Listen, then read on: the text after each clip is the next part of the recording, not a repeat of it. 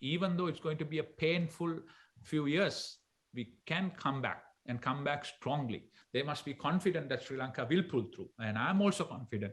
Of course, it's going to get worse before it gets better. Lahiru ඔබට අවස්ථාව. ඉතින් කෙටියෙන් යොමු කරන්න ලහිරු ඔබේ ප්‍රශ්නය මේ කාල වේලාව යන නිසා. Yeah. So the Chinese have announced that they will provide emergency humanitarian assistance to Sri Lanka. The envoy in Sri Lanka has visited and they've met with the foreign minister, and also the Chinese premier have had a phone call with Prime Minister Mahinda Rajapaksa as well. So what sort of financial aid do you expect from the People's Republic of China? And have there been any progress on negotiating the debt restructuring with the Chinese government, with the Chinese? Yeah. I think you have almost 3 questions in that.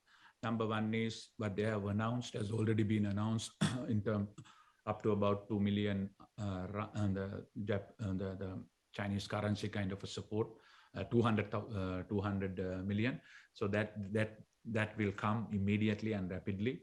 And number 2 is we are also negotiating with them some sort of a cash infusion and a further facility that is in serious stages. Hopefully that will work out. Thirdly, no, we haven't in detail started talking to them as far as the debt restructuring is concerned.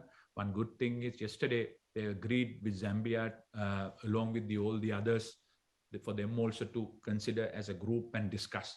So what is important as far as debt restructuring is concerned, a lot of people are asking is there has to be transparency, uniformity, and no preferential treatment. So we need to talk to all of them, and I'm sure they will understand. Particularly, we should not be too pessimistic and give hopelessness to the public, because if that is the case, India is not going to put so much of money.